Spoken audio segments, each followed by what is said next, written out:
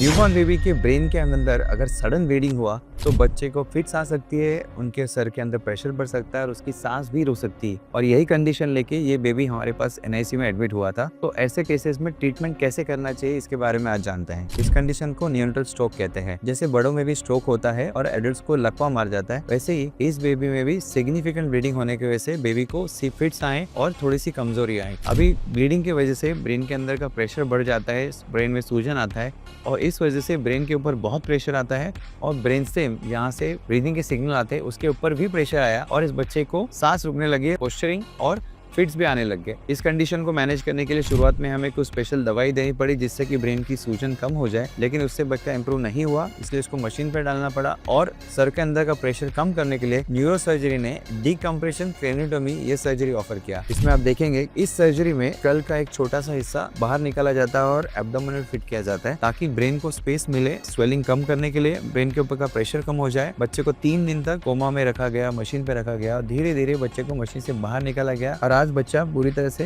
ठीक है, एक्टिव है, कोई फिट्स भी नहीं है और अभी 6 वीक्स तक उसको मैनेज करेंगे। बाद में ये स्कल का हिस्सा वापस ब्रेन में फिट किया जाएगा। ये वो बहुत ही स्पेशल सर्जरी है जो न्यूबॉर्न में बहुत रिस्की होती है। ये कॉम्प्लिकेटेड सर्जरी हमारे न्यूरो सर्जन डॉक्टर सोनल इन्होंने किया और ये बहुत ही रिस्की होता है न्यूबॉर्न पीरियड में करने के लिए, लेकिन आज बेबी अच्छे से रिकवर कर गया है। इसका कारण इस बच्चे में ये था कि इसकी क्लॉटिंग सिस्टम यानी कि ब्लीडिंग रोकने की क्षमता कमजोर थी और इसके लिए इसको ट्रीटमेंट चालू है और उसको हमें कुछ मंथ्स तक फॉलो करना होगा ताकि ये ब्लीडिंग दोबारा ना हो। तो इस इन्फॉर्मेशन को ज्यादा से ज्यादा शेयर कीजिए।